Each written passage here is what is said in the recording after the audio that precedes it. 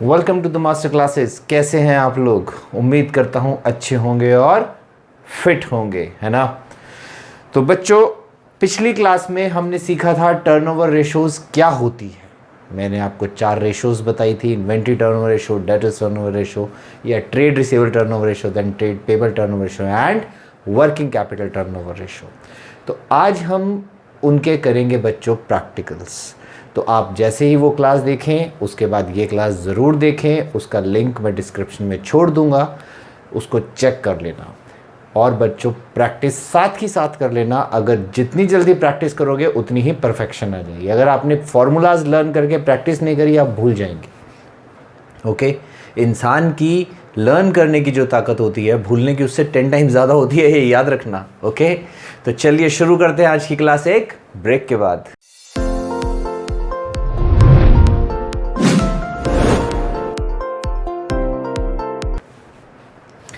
Welcome back. आ जाओ बच्चों, देखो यहाँ पे मैंने सबसे पहली जो रेशो थी इन्वेंट्री टर्नओवर रेशो या स्टॉक टर्नओवर रेशो भी कहते हैं उसको, ये 2 क्वेश्चंस मैंने उसके लिख दिए। ओके, ये थोड़ा सा हल्का है और ये थोड़ा सा हाई लेवल का है, इसमें आपको और बहुत कुछ चीज़ें सीखने को मिलेंगी। तो पहले इसको करते हैं। सबसे पहले बच्चों जब भी क्वेश्चन करो, क्वेश्चन को इस तरीके से शॉर्ट में लिख लो। पूरा क्वेश्चन लिखने की ज़रूरत नहीं है आपको, बार बार रीड करने की ज़रूरत नहीं पड़ेगी। ईजी वे क्या होता है, शॉर्ट में क्वेश्चन को लिख लो। क्या कह रहा है, टोटल सेल्स दे रखी है, सेल्स रिटर्न दे रखी है, उसके बाद ग्रॉस प्रॉफिट दे रखा है, क्लोजिंग इन्वेंट्री, ओपनिंग इन्वेंट्री। अब उसके बाद उसने जो आपसे रेशो पूछी है, हालांकि यहाँ पे ओपनिंग इन्वेंट्री डायरेक्ट नहीं दे रखी, उसने बोला है excess of closing inventory over opening inventory 20,000। इसका क्या मतलब हो गया कि क्लोजिंग इन्वेंट्री ओपनिंग इन्वेंट्री से 20,000 ज़्यादा है, यानी कि ओपनिंग क्या है 20,000 का, मैं तो मैंने माइनस करके लिख दिया। ओके, शॉर्ट में लिखने से बस यही फायदा होता है। एक बार प्रॉपरली क्वेश्चन को आराम से पढ़ो, हाथ में पेन लेके पेपर लेके, और ऐसे लिखते जाओ। अब बुक कर दो साइड में, हमें बुक की ज़रूरत नहीं है। अब उसने निकालने के लिए क्या बोला है, उसने बोला है इन्वेंट्री टर्नओवर रेशो निकालो। तो बच्चों सबसे पहला काम क्या करना है, सबसे पहला काम करना है फॉर्मूला लिखने का। लिख लेते हैं। क्या फॉर्मूला होता है, cost of revenue from operation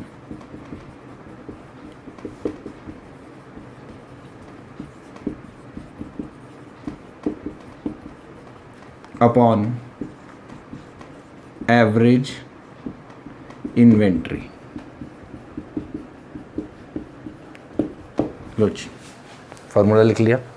अब हमें 2 चीज़ें चाहिए, cost of revenue from operation, जिसको हम दूसरी भाषा में क्या बोलते हैं, कॉस्ट ऑफ गुड्स सोल्ड। आगे से इसको यही बोलेंगे, COGS, cost of goods sold, short form यही होती है। Okay, then average inventory. सबसे पहले ये निकालेंगे फिर ये निकालेंगे। अब cost of goods sold COGS कैसे निकलेगा, मैंने इसके फार्मूलाज आपको बताए थे। एक opening stock plus purchase plus direct expense minus closing stock, और दूसरा सेल्स माइनस ग्रॉस प्रॉफिट। हमारे पास किसका डेटा है, आपको देखो फॉर्मूले लर्न होने चाहिए सारे के सारे। और फॉर्मूले बच्चों लर्न करने की भी ज़रूरत नहीं होती, आप फॉर्मूलों को एक बार समझ लो। देखो फॉर्मूला लर्न करोगे भूल जाओगे, पर समझ लोगे कभी भूलना ही नहीं पड़ेगा, क्योंकि लर्न ही नहीं कर रहे। मेरी बात समझ में आ रही है। कॉस्ट ऑफ गुड्स सोल्ड, जो गुड्स बेच दिए उनकी कॉस्ट क्या है। ठीक है, एक सिंपल से एग्जांपल देता हूँ। मान लो आपके पास 2 चॉकलेट्स थी। ओके, 10 चॉकलेट्स आपकी मम्मी और ले आई, टोटल कितनी हो गई 12। अब आपके पास कितनी बची है, मान लो 4। आप कितनी खा गए, 8 खा गए। इसको मान लो ओपनिंग स्टॉक, ये हो गई परचेज, ये हो गया क्लोजिंग स्टॉक। यानी कि जो चॉकलेट्स आप खा गए या जो चॉकलेट्स आपने आगे सेल कर दी उसकी कॉस्ट क्या है। अब कॉस्ट कहाँ से निकलती है, परचेज से, ओपनिंग स्टॉक प्लस क्या जोड़ना होता है उसमें, अगर आपने कोई एक्सपेंस करें तो वो और जोड़ो।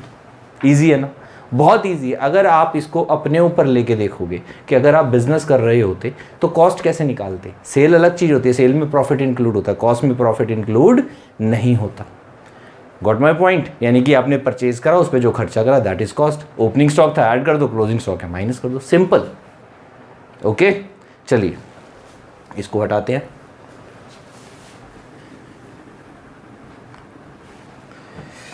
हाँ जी बच्चों, तो कॉस्ट ऑफ गुड्स सोल्ड कैसे निकलेगी।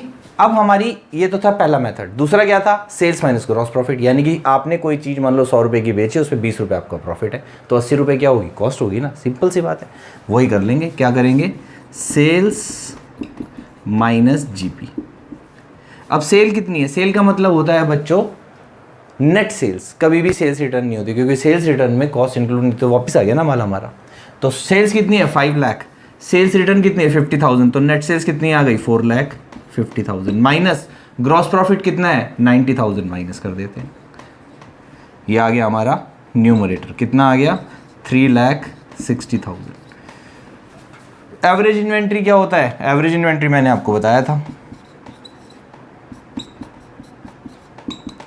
Opening stock plus closing stock divided by 2, यही बताया था, निकाल लो। 1 लाख प्लस 80,000 डिवाइडेड बाय 2 कितना आ गया 90,000। लो जी, हमारे पास न्यूमरेटर भी आ गया और डिनोमिनेटर भी आ गया। तो अब क्या करना है, बस आंसर निकाल दो। ये लो कितनी आ जाएगी inventory turnover, cost of revenue from operation यानी कि cost of goods sold 3,60,000 upon average inventory कितना 90,000, क्या आ गया 4 टाइम्स। ये बच्चों टाइम्स में आती है रेशो कि स्टॉक के कंपैरिजन में हम कितना माल बेच चुके हैं, कितनी कॉस्ट का। ये मैंने आपको पिछली क्लास में सब समझा दिया था, तो अगर नहीं याद कॉन्सेप्ट्स तो आप पिछली क्लास देख लो। ओके बच्चों, चलिए नेक्स्ट क्वेश्चन। ये थोड़ा सा अच्छा है, लेवल हाई है। क्या कह रहा है, credit sale then cash sale, sale और रेवेन्यू फ्रॉम ऑपरेशन। रेवेन्यू हमेशा याद रखना, जब वो सेल कहता है बच्चों तो उसमें सेल्स रिटर्न भी इंक्लूड है, माइनस नहीं करी, माइनस करके नेट सेल्स निकालते हैं। पर जब वो कहता है रेवेन्यू फ्रॉम ऑपरेशन, इसका मतलब होता है नेट सेल्स, कि इसमें से सेल्स रिटर्न माइनस हो चुकी है, रेवेन्यू आ गया है इतना, ये याद रखना। ओके, तो क्रेडिट सेल और कैश सेल, तो टोटल सेल कितनी हो गई हमारी 8 लाख। ओके बच्चों, कह रहा है ग्रॉस प्रॉफिट 25% ऑन कॉस्ट। अब ध्यान दो यहाँ पे, ये सबसे इंपॉर्टेंट चीज है ध्यान देने वाली। प्रॉफिट तो है 25%, लेकिन किसका, कॉस्ट का। ये क्या है, सेल। सेल और कॉस्ट में फर्क होता है, कॉस्ट में प्रॉफिट जोड़ते हैं तो सेल आता है, तो कॉस्ट का 25% मीन सेल का 25% नहीं होता बच्चों, ये याद रखना। तो अब 2 तरीके हैं, एक वही अपना पुराना सबसे प्यारा दोस्त यूनिटरी मेथड, वो लगा सकते हैं, दूसरा शॉर्टकट, दोनों सिखा देता हूँ। ओके, देन कह रहा है closing inventory was 3 times the opening inventory, यानी कि जितना भी हमारा ओपनिंग स्टॉक था, क्लोजिंग स्टॉक उससे 3 टाइम्स ज़्यादा था। अगर ओपनिंग स्टॉक 10,000 था तो क्लोजिंग 30,000 था, राइट। अब ओपनिंग कितना हमें वो भी नहीं पता। क्या कह रहा है, opening inventory is 10% of cost of goods sold. तो सबसे पहले क्या निकालना है, कॉस्ट ऑफ गुड्स सोल्ड। अब कॉस्ट ऑफ गुड्स सोल्ड के लिए हमारे पास क्या है, सेल्स और ग्रॉस प्रॉफिट, वही फार्मूला लगेगा। तो cost of goods sold sales minus GP. अब देखो बच्चों, बस ये याद रखना है, आपको कॉस्ट दी है, आपको सेल्स और जीपी, आपको सेल्स दिया है और जीपी पे परसेंटेज दे रखी है। तो जो सेल्स दे रखी है, सेल्स तो लिख लो, कितनी हो गई 8 लाख। जीपी क्या दे रखा है, जीपी ग्रॉस प्रॉफिट दे रखा है 25% ऑन कॉस्ट, यानी कि इसका, और ये हमें पता नहीं है। नहीं पता तो क्या करेंगे, दिस इज एक्स, यही करते थे ना, जो नहीं पता उसको एक्स एज्यूम कर लो। तो ये कितना हो जाएगा 25% ऑफ एक्स, ऐसे ही निकालते हैं। हाँ जी बच्चों, तो ये हो गया एक्स, सेल्स हमने लिख ली, इसको एक्स मान लिया और इसको हमने कर दिया 25% ऑफ एक्स, यानी कि हो जाएगा x/4। अब ये आके यहाँ क्या हो जाएगा प्लस, तो x plus x/4 is equal to 8 lakh. Okay, 4x plus x यानी कि आ जाएगा ये 5x/4 is equal to 8 lakh. तो x इज इक्वल टू कितना आ गया 8 लाख इंटू 4/5। इसको सॉल्व करेंगे, 16 5 80 और 16 4 64, यानी कि 6,40,000 रुपीज़ आ गया हमारा कॉस्ट ऑफ गुड्स सोल्ड। बात समझ में आ गई बच्चों। अब कॉस्ट ऑफ गुड्स सोल्ड निकाल गया तो ओपनिंग स्टॉक में निकाल लेते हैं भाई। ओपनिंग इन्वेंट्री कितनी है हमारी, क्या कह रहा है वो, opening inventory is 10% of cost of goods sold, निकाल लेते हैं, यानी कि 6,40,000 का 10% कितना आ गया 64,000। आगे क्या कह रहा है, closing inventory was 3 times the opening inventory, ये भी निकाल लेते हैं।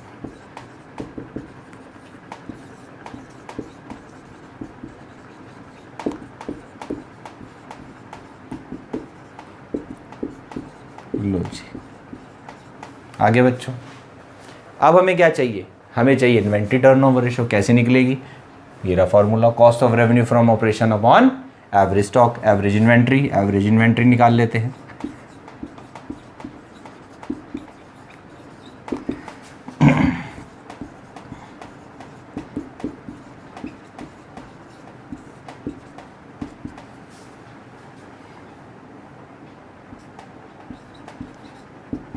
लो बच्चों, ये आ गई 1,28,000। ओके, अब क्या करना है, फार्मूला लगा दो, inventory turnover ratio, cost of goods sold. कहाँ है कॉस्ट ऑफ गुड्स सोल्ड, ये रही 6,40,000 अपॉन एवरेज इन्वेंट्री 1,28,000। क्या आ जाएगा,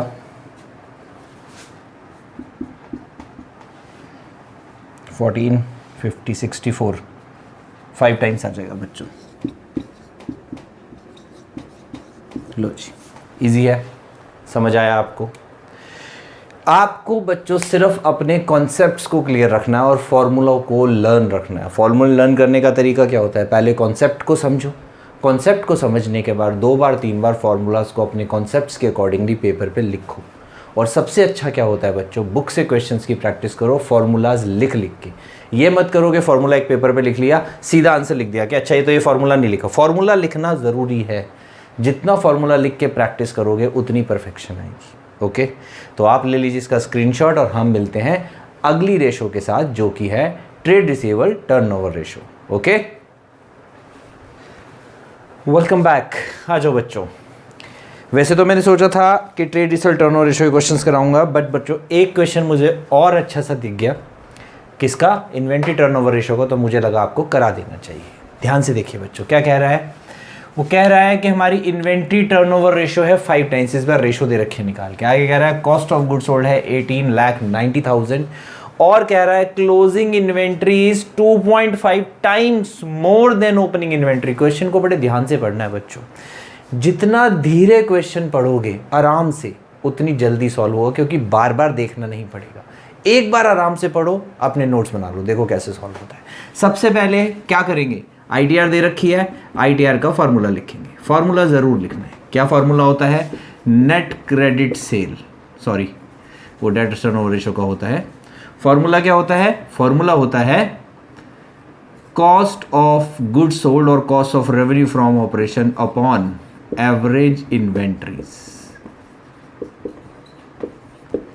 ओके बच्चों, क्या दे रखा है, ये दे रखी है 5, ये कितनी दे रखी है 18,90,000 अपॉन एवरेज इन्वेंट्री। ओके, ये ऊपर आ जाएगा, ये नीचे चला जाएगा, यानी कि average inventory is equal to 18,90,000 upon 5। कितना आ जाएगा, डिवाइड करते हैं, 5 3 ज़ा 15, बच गए 3, 5 7 ज़ा 35, 5 8 ज़ा 40 और 1 2 और 3। लो जी, 3,78,000 आ गई हमारी एवरेज इन्वेंट्री। ओके बच्चों, अब वो क्या कह रहा है, closing inventory is 2.5 times more than opening inventory. इतनी तो ज़्यादा है। अब समझो, अगर मेरे पास 100 रुपये हैं और आपके पास मेरे से 200 रुपये ज़्यादा हैं, तो आपके पास बच्चों 300 रुपये हैं, यू हैव 300 रुपीज़। तो क्या करेंगे, लेट ओपनिंग इन्वेंट्रीज एक्स, तो क्लोजिंग कितनी हो जाएगी, बताओ जी, क्लोजिंग कितनी हो जाएगी 2.5x। रॉन्ग, 2.5x नहीं होगी, 2.5x तो ज़्यादा है, यानी कि x प्लस 2.5x कितनी हो जाएगी, x प्लस 2.5x यानी कि 3.5x। समझ में आया बच्चों, ये गलती होती है नॉर्मली, तो इस पे ध्यान देना है। अगर वो कहता closing inventory is 2.5 times opening inventory, तो हम इसको 2.5 टाइम्स करते, पर उसने कहा है 2.5 टाइम्स मोर देन, इसका मतलब ये 3.5 टाइम्स है। ओके बच्चों, तो अब फार्मूला लगा दो एवरेज इन्वेंट्री का। एवरेज इन्वेंट्री का फार्मूला क्या होता है, opening inventory plus closing inventory divided by 2 is equal to average inventory. लो जी, अब ये मत बोलना कि सर आपने तो फार्मूला लिखा नहीं, मुझे अच्छे से आते हैं और थोड़ा सा मेरे पास स्पेस कम है, भी 2 क्वेश्चन और करने, इसलिए नहीं लिख रहा। आपने पहले फार्मूला लिखना है। ओके, चलिए सॉल्व करते हैं। 4.5x is equal to 3,78,000 into 2। x is equal to कितना हो जाएगा ये, करते हैं जी 0 0 0, 8 2 16 1 और 7 2 14 और 1 15 7, लो जी डिवाइडेड बाय 4.5 कितना आ जाएगा ये, 45 1 45, बच गए 30, उतार लिया 6 यानी कि 306, तो 6 से जाएगा 27 यानी कि 270।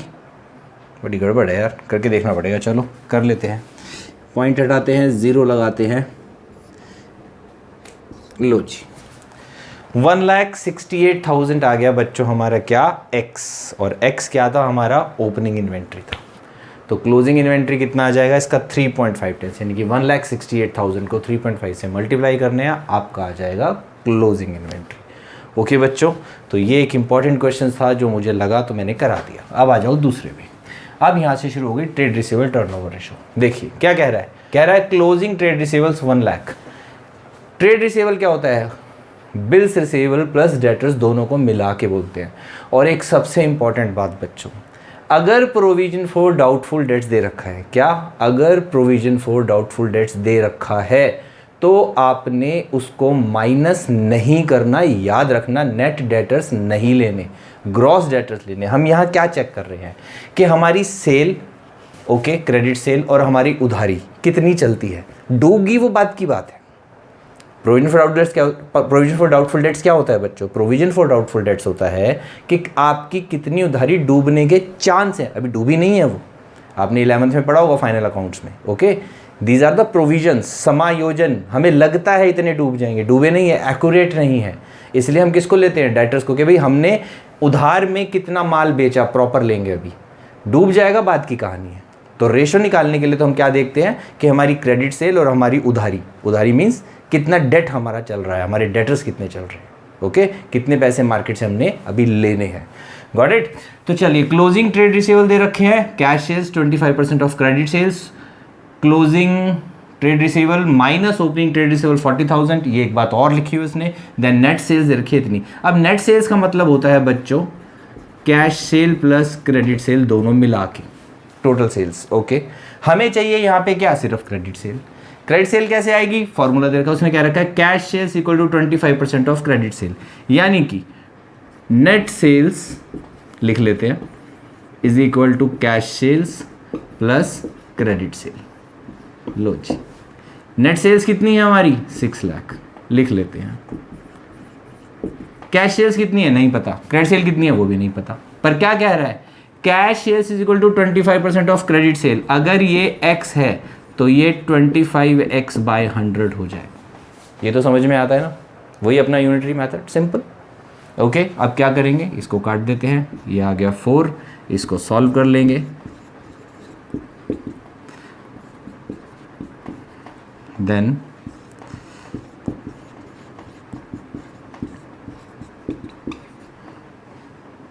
तो ये आ जाएगा बच्चों 4,80,000। लो जी, क्या आ गया ये हमारा x क्या था हमारा, क्रेडिट सेल, क्रेडिट सेल आ गई। अब क्या चाहिए हमें, एवरेज ट्रेड रिसीवेबल। एवरेज कैसे निकलता है, क्लोजिंग और ओपनिंग। कह रहा है क्लोजिंग माइनस ओपनिंग 40,000 है, यानी कि क्लोजिंग में से ओपनिंग माइनस कर दो तो 40,000 आने चाहिए। तो ओपनिंग कैसे आ जाएंगे, क्लोजिंग में से 40,000 माइनस कर दो, सिंपल सी बात है। तो हमारे एवरेज ट्रेड रिसीवेबल कैसे आ जाएंगे, closing trade receivables 1 lakh plus opening trade receivable, opening कितने आ जाएंगे, ओपनिंग क्लोजिंग में 40 का डिफरेंस है, यानी कि 1 लाख में से 40 माइनस कर दो तो क्या बच जाएंगे, 60,000, that is opening divided by 2, कितने आ गए, 80,000। अब रेशो कैसे निकालेंगे, trade receivable turnover ratio, net credit sale upon average trade receivable. लो जी, नेट क्रेडिट सेल कितनी है हमारी, कहाँ गई, ये रही, ये है हमारी नेट क्रेडिट सेल 4,80,000। ये क्या है हमारे एवरेज, यानी कि लो 4,80,000 divided by 80,000 is equal to 6 times. समझ आ गया, इजी है ना। बहुत इजी है बच्चों, सिर्फ आपको अपने फार्मूलाज को अच्छे से लर्न करके रखना है, समझ के रखना है और उनको सीधा सीधा अप्लाई करना है। जो जो आपको दिया हुआ पहले वो लिखते जाओ, जब लिखते जाओगे तो ऑटोमेटिकली फार्मूलाज बन जाएंगे। अगर सोचेंगे कैसे करूँ कैसे करूँ कैसे करूँ, फिर नहीं होगा। Net sales cash plus credit, हमने क्या लिखा, net sales cash plus credit. Net sales दे रखी है, लिख दी। कैश सेल्स नहीं पता, क्रेडिट सेल नहीं पता, क्या दे रखा है, रिलेशन बना लिया, क्रेडिट सेल आ गई। Then opening average trade receivable चाहिए, क्या होता है, opening plus closing divide by 2। Closing दे रखे हैं, हाँ दे रखे हैं। ओपनिंग कैसे निकलेंगे, क्लोजिंग माइनस 40,000 कर दिया, 60 आ गए, सॉल्व कर लिया। सिंपल, बिल्कुल सिंपल है। आपने कुछ नहीं करना, आपने पहले सारे फॉर्मूलेज लिख लेने और फिर देखो कि इनमें से कौन सी चीज़ कहाँ कहाँ फिट होती है, ऑटोमेटिकली क्वेश्चन सॉल्व हो जाएगा। और 2-4 क्वेश्चन करने के बाद आपका हाथ अपने आप ऐसे ऐसे चलने लग जाएगा, आपको टेंशन लेने की ज़रूरत नहीं है, लेकिन प्रैक्टिस ज़रूर करनी है। ओके, चलिए एक और क्वेश्चन करते हैं, बहुत ही इंपॉर्टेंट क्वेश्चन। अगर आपको याद हो तो मैंने डेटर्स टर्नओवर रेशो यानी कि ट्रेड रिसीवेबल टर्नओवर रेशो के साथ एक चीज़ और लिखवाई थी। क्या लिखवाया था बच्चों, मैंने आपको लिखवाया था एक और फॉर्मूला। किस चीज़ का फॉर्मूला, मैंने फॉर्मूला लिखवाया था बच्चों आपको डेट कलेक्शन पीरियड का। ओके, डेट कलेक्शन पीरियड क्या होता है, मैंने आपको बताया था कि कितने दिन में हमारे जो डेटर्स हैं पैसे दे देते हैं, यानी कि हमारा पैसा घूम के वापस हमारे पास आ जाता है जो हमने डेटर्स को दे रखा है, यानी कि उधारी कितने दिन में रिकवर हो जाती है। और उसका मैंने आपको एक फॉर्मूला भी बताया था। क्या फॉर्मूला बताया था, डेट कलेक्शन पीरियड क्या बताया था, months or days in a year upon trade receivable turnover ratio। अब यहाँ क्या कह रहा है, वो कह रहा है जो हमारे ट्रेड रिसीवेबल्स हैं वो 2 months क्रेडिट सेल है। इसका क्या मतलब है कि हमारे ट्रेड रिसीवेबल 2 महीने की उधार की सेल के बराबर होते हैं, यानी कि हमारे जो उधारी है वो 2 महीने में वापस आ जाती है। इसका मतलब समझ रहे हो आप कि 2 months में हमारी उधारी वापस आ जाती है। तो डेट कलेक्शन पीरियड कितना दे रखा है, 2 months। तो मंथ्स में दे रखा है तो डेज को कैंसिल करेंगे, क्या फॉर्मूला बनेगा, मंथ्स अपॉन TR, मंथ्स और डेज इन अ ईयर। ठीक है, याद रखना ये इन अ ईयर होता है। एक साल में कितने महीने होते हैं, 12 क्यों लिए, क्योंकि ये हमारी 2 months में दे रखे। अगर ये 60 डेज दे रखे होते तो हम यहाँ पे भी 360 ले लेते या 365 ले लेते। अगर कुछ नहीं लिखा तो 360 भी ले सकते। ओके, चलिए, तो ट्रेड रिसीवेबल टर्नओवर रेशो कितनी आ गई, 6 times। ये बहुत क्वेश्चन आएगा बच्चों, MCQ में तो खास करा सकता है इस साल। ओके, तो आपको बड़े ध्यान से देखना है ये वाला। तो याद रखना, जब भी कुछ ऐसा लिखा हुआ है तो इसका मतलब ये वाला फॉर्मूला लगेगा। ओके, डेट कलेक्शन पीरियड का। चलिए आगे वो कह रहा है हमें निकालने हैं क्लोजिंग ट्रेड रिसीवेबल्स। क्या निकालने हैं, क्लोजिंग ट्रेड रिसीवेबल। हमारे पास ट्रेड रिसीवेबल टर्नओवर रेशियो आ गई, फॉर्मूला लगा दो। क्या होता है, net credit sale upon average trade receivable. Okay, ये हमें दे रखा है, ये हमें दे रखा है, ये निकाल लेते हैं। नेट क्रेडिट सेल 7,20,000 अपॉन ये नीचे आ जाएगा TR कितना है, 6 times। कितने आ गई, 1,20,000। लो जी, क्या आ गया, ये एवरेज ट्रेड रिसीवेबल। अब बच्चों इसने पूछा है क्लोजिंग, हमारा निकला है एवरेज। अब क्या करें, देखो अगर तो ये क्वेश्चन में आपको ओपनिंग दे या इससे रिलेटेड कोई हिंट दे, जैसे कि closing trade receivable this time more than this, या दिस टाइम दिस, या दिस टाइम दिस, जैसा ऐसा कुछ ले रखा है, ऐसा इसने कोई हिंट हमें नहीं दे रखा। तो हम क्या मानेंगे कि हमारा एक एवरेज सिस्टम चलता है, यानी कि हमारी कुछ फिक्स पार्टीज़ हैं जो हमारा माल ले लेती हैं, तो हमारा वही माल चलता रहता है, वही घूमता रहता है। यानी कि 1 लाख का माल जाता है, 1 लाख रुपया आता है, फिर 1 लाख का माल जाता है, फिर 1 लाख रुपया आता है। यानी कि एवरेज जो है वही हमारा ओपनिंग है और वही हमारा क्लोजिंग है। तो अगर मान लो यही ओपनिंग है, यही क्लोजिंग है, तो एवरेज भी यही आएगी। बात समझ में आ गई बच्चों। इसलिए जब ओपनिंग से रिलेटेड कोई भी फिगर आपको नहीं दे रखी हो, या ओपनिंग क्लोजिंग में से एक ही फिगर दे रखी है और दूसरी कोई नहीं दे रखी, तो हम क्या करेंगे, इसी को एवरेज मान लेंगे और इसी को ओपनिंग, इसी को क्लोजिंग। बात समझ में आ गई। तो उम्मीद करता हूँ कि यहाँ तक का सारा समझ में आ गया होगा। आप ले लो इसका स्क्रीनशॉट। तो आज की क्लास अगर आपको समझ आई हो, अच्छी लगी हो, तो बच्चों लाइक कर देना, चैनल को सब्सक्राइब करना बिल्कुल मत भूलना, और अपने फ्रेंड्स का भला ज़रूर करना, उनके साथ शेयर कर देना यार। ओके, मुझे भी मेरी मेहनत का फल मिलेगा, वही अच्छा लगता है बस, कि जब आप लोग लाइक करते हो। ओके, तो चलिए अगली क्लास में मिलेंगे।